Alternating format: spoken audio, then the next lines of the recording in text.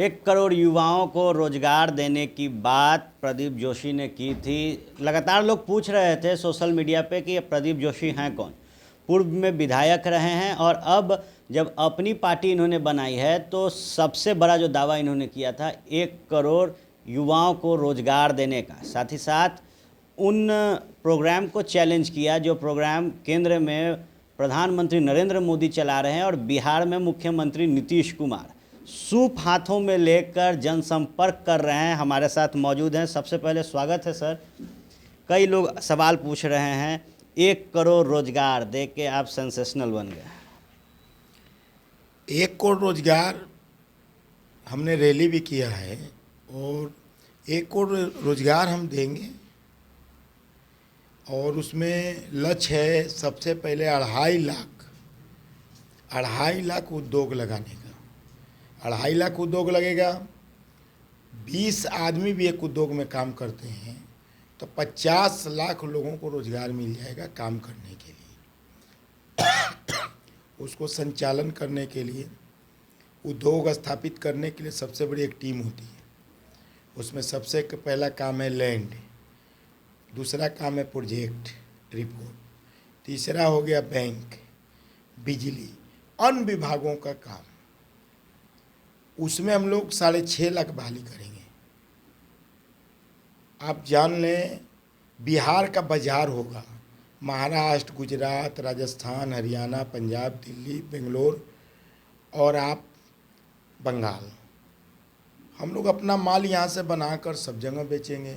हमारा लक्ष्य है, हमारा एक ही सोच है कि हमको सब युवाओं को रोजगार देना है।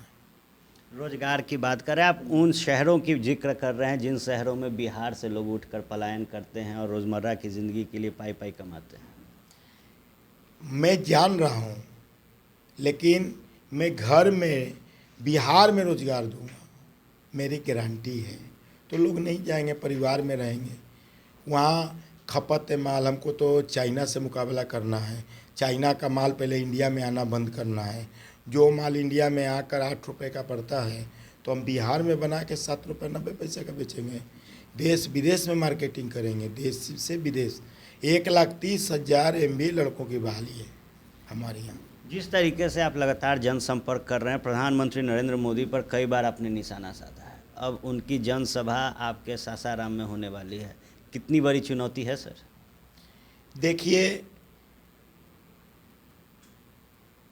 प्रधानमंत्री जी लोकप्रिय हैं और 2015 में भी डेहरी आए थे, अपना एक वादा पूरा नहीं किए। रेल कारखाना का शिलान्यास तक नहीं किए जो बोलकर गए थे हमारे क्षेत्र में। हमारे क्षेत्र में एनडीए की सरकार बनने के बाद सिमरन कौर जी मंत्री, मांझी जी मुख्यमंत्री और उपेंद्र कुशवाहा शिक्षा मंत्री थे उस समय। इन लोगों ने आके फूड पार्क का शिलान्यास किया। मान लीजिए दुश्मनी राहुल गांधी से थी, राहुल गांधी जी का कैंसिल कर दिए, कोई बात नहीं है, और साथ में हमारा भी डेयरी का कैंसिल कर दिए फूड पार्क। ये कहाँ न्याय हुआ हम लोग के साथ? मौजूदा समय में जिस तरीके से आप जनसंपर्क कर रहे हैं, समर्थन मिल रहा है, 2015 में कहाँ चूक हो गई थी? हमारी कहीं चूक नहीं हुई है, हमारी कहीं चूक नहीं हुई है और हम जो जन सेवा करते हैं करते रहते हैं। एक सवाल लोग लगातार सोशल मीडिया पे पूछते हैं आपके कपड़े को लेकर, उसके रंग को लेकर, कि मोदी के खिलाफ हैं लेकिन जो वस्त्र है वो कहीं ना कहीं भाजपा से जुड़ा हुआ है। नहीं, हम लोग तो हिंदुत्व वाले हैं। हम लोग किसी से जुड़े नहीं हैं, ना किसी का कभी भाषण सुने हैं, नहीं किसी का। हम लोग तो हिंदुत्व वाले हैं। ये हृदय से जुड़ा हुआ कलर है। केसरिया कलर जो है हृदय से जुड़ा हुआ कलर है। जो भी व्यक्ति केसरिया धारण कर लेगा तो उसको हृदय से जुड़ जाना। क्या ये केसरिया सदन में भी दिखेगा? क्यों, एकदम जीत के जाएंगे। पहले भी गए हैं, फिर जीत के जाएंगे। थोड़े हमको कोई रोक लेगा? मोदी जी हमारे यहाँ आ रहे हैं तो पहले तो हमारी जनता उनसे पूछने जा रही है कि एक मंच पर बहुत खुशी की बात है कि नीतीश जी भी हैं और मोदी जी भी हैं। और गांधी मैदान से जो गया है नाखून बाल सब जांच करने के लिए, DNA टेस्ट जो गया है, तो कम से कम कल तो सार्वजनिक, जब आ रहे हैं तो सार्वजनिक कर दें बिहार में। अच्छा, एक सवाल है सर, रोजगार पर लगातार जो है जंग छिड़ा हुआ है। आज गिरिराज सिंह से एक सवाल पूछा गया युवाओं द्वारा कि बेरोजगारी पर उनकी क्या सोच है। कहते हैं कि इस पर बाद में चर्चा की जाएगी। कैसे देखते हैं इस बयान को?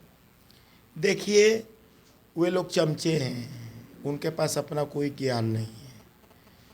चमचा चम्मच का ही काम कर सकता है, रोजगार नहीं दे सकता है, आप जान लें। वो सब चमचे हैं, वो रोजगार नहीं दे सकते। इन लोग को IAS IPS देश चला रहा है, ज्ञान की कमी है। हमारे मोदी जी भी बहुत अच्छा भाषण दे सकते हैं। ज्ञान होता तो आप बतलाइए, 1 लाख जिस पर कोई कंप्लेन कर दे, दिवालिया कानून ले आए। नोटबंदी किए दिवालिया कानून, 1 लाख पर इंडस्ट्रीज बंद। खाली बम्बई में केस कीजिए, NTPC कोटवा है, केस कीजिएगा और आपका फैक्ट्री लॉक हो जाएगा। हजारों फैक्ट्री लॉक है। इनको ज्ञान होता तो इतना बड़ा गलत कानून थोड़ी लाते। 3-3 हज़ार, 4-4 हज़ार, 5-5 हज़ार करोड़ रुपया लेके फैक्ट्रियाँ बैठी है, और इनका ऐसा अंधा कानून, 1 लाख, मात्र 1 लाख, जो 4,000 करोड़ लेके बैठा है बैंक का, जनता का, शेयर का, 1 लाख का कोई कंप्लेन करेगा बम्बई कोर्ट में, और पहले सील फिर नीलाम। तो इनके पास तो ज्ञान अपना है नहीं। एक सवाल जनता पूछ रही है कि जहां लोग जातिवाद, हिंदुत्व जैसे एजेंडे पर चुनाव लड़ रहे हैं, आप सिर्फ बेरोजगारी पे टिके हुए। देखिए, 2020 चुनाव हमने 1 तारीख को घोषणा कर दी थी कि मैच 2020, तो आप देखिए सब 2020 क्या रहा था। अब की बार बेरोजगारों की सरकार, तो हमने बिहार को मुख्य मुद्दा दिया। सब लोग कोई रथ लेके घूम रहा है, सब बेरोजगारी की बात कर रहा है। नहीं तो पहले नेताजी लोग आते थे, भाषण देते थे, बेरोजगारी मिटाएंगे, गरीबी भगाएंगे। लेकिन अब की बहुत खुशी हमको होती है कि जिस मुद्दा को हमने उठाया, कम से कम आज बिहार की सभी पार्टियां तो बोल रही हैं, बेरोजगारी की तो बात कर रही है। और फिर तो आप तो जानते हैं, 17 सितंबर विश्वकर्मा भगवान के दिन हमने रोजगार की बात शुरू की है। कैसे रोजगार देंगे? रैली की हम 1 करोड़ रोजगार रैली, रोजगार 1 करोड़ रैली की हमने, वर्चुअल रैली की थी बिहार में। लोगों को बतलाए कैसे हम देंगे, लोगों को विश्वास बढ़ा है और हम रोजगार देंगे। सारे लोग रोजगार देने की बात करें, ब्लूप्रिंट किसी के पास नहीं है। जो ब्लूप्रिंट पे आपने चर्चा की है उद्योग को लेकर, इन सारी चीज़ों को, युवाओं की बात आप कर रहे हैं। युवा 2 और हैं जो बिहार में चुनाव में अपना दमखम दिखा रहे हैं। दोनों की एंट्री को कैसे देखते हैं, तेजस्वी यादव, चिराग पासवान? देखिए, वो लोग बाप के धरोहर वाले हैं, पिता का धरोहर। अभी तो पैसा गिने ना तेजस्वी।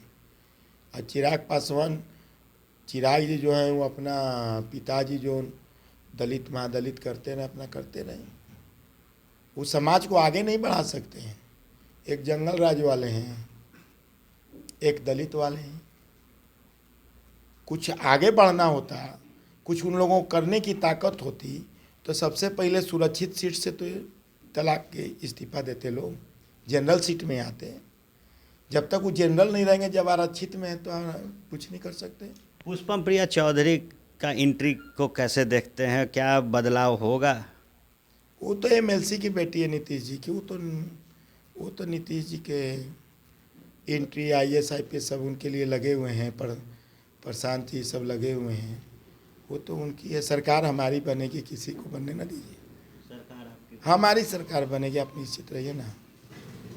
एक आखिरी सवाल लेते हैं। जब गोह से आप उठ के जाते हैं, कोई सासाराम से उठ कर जाता है, कोई विभिन्न विधानसभा क्षेत्र से उठ के जाते हैं, हर कोई बात करते हैं विकास की, हर कोई बात करते हैं युवाओं के लिए रोजगार की, स्वास्थ्य की, शिक्षा की। जनता कहती है कि जाते हैं और भूल जाते हैं। आप भी भूल जाइएगा। हम भूलते तो हमारे यहाँ इतना उद्योग लगता। हमने 1938 के बाद, हमारे यहाँ 1938 में रोहतास उद्योग लगा था, और 1938 के बाद जो नेताजी सुभाष चंद्र बोस और डॉक्टर राजेंद्र प्रसाद जी शिलान्यास उद्घाटन किए थे। हम जीतने के बाद सबसे पहले अपने यहाँ डालडा प्लांट लगाए। बहुत बिहार की सबसे बड़ी राइस मिल हमने लगवाया। गैस सिलेंडर जो आप खाली सिलेंडर देख रहे हैं, जो टंकी इंडियन का हो, HP का हो, हमारे यहाँ बनता है। सुधा दूध प्लांट सबसे बड़ा बिहार का ही प्लांट है। इसमें पेड़ा, मिठाई, चीज़ तक बनता है और छेना तक बनता है। तो हमने मेहनत की, तो रंग तो आएगा ही ना। जब प्रयास करते रहेंगे तो लगेगा। यहाँ सूप आपका चुनाव चिन्ह है, इस बार जनता अर्घ डाल देगी? एकदम सूप चुनाव चिन्ह है। तो सूप चुनाव चिन्ह है। हम पहले से आज से नहीं ना, छठ माई के तो भक्त हैं। इतने भक्त हैं कि जिस समय राज ठाकरे हम बिहारियों को गाली दे रहा था छठ माँ पे, तो आप देखे थे ना कि लालू जी, नीतीश जी तो लगा कि आज ही छठ करने कहा जा रहे हैं। जब छठ आया तो गुरु चेला दोनों फरार हो गया, कोनो नाम नहीं लिया जाने के लिए। लेकिन इसी डिहरी का बेटा हम ही जाकर ट्रेन भरकर समुद्र किनारे राज ठाकरे को जवाब देकर आए और छठ करके हम लोग आए। कोई हम लोग लाठी डंडा नहीं ले गए थे, हम लोग खाली ऊँख ले गए थे मोटा मोटा सोटा देने के लिए। जी, तो जो कहते हैं डेफिनेटली करते हैं। हाँ, हम जो कहते हैं कहते हैं। तो जो कहते हैं डेफिनेटली कहते हैं। प्रदीप जोशी हमारे साथ थे। इनके साथ फिर हम मुखातिब होंगे, फिर रूबरू होंगे आप दर्शकों के लिए। जो एजेंडा है इनका वो साफ है कि बेरोजगार जो है युवा, उनको रोजगार देना है और बेहतर बिहार बनाना है। उद्योग पे हमने चर्चा की है, क्योंकि लगातार जो प्रदीप जोशी जनता के बीच जा रहे थे, जो इनका मैनिफेस्टो है, ये मैनिफेस्टो सिर्फ युवाओं के लिए है, बेरोजगार के लिए। ब्लूप्रिंट अभी तक किसी ने नहीं दिया है कि रोजगार कैसे आएगा। पहली दफ़ा एक ऐसा इंटरव्यू प्रदीप जोशी के साथ मिला है जो बेरोजगारी पर बात कर रहे हैं और विज़न में इनके ब्लूप्रिंट है कि किस आधार पर बिहार में रोजगार लाया जा सकता है। बने रहे आप फर्स्ट बिहार झारखंड के साथ। बेहद जल्द फिर हम आप तक मुखातिब होंगे। धन्यवाद।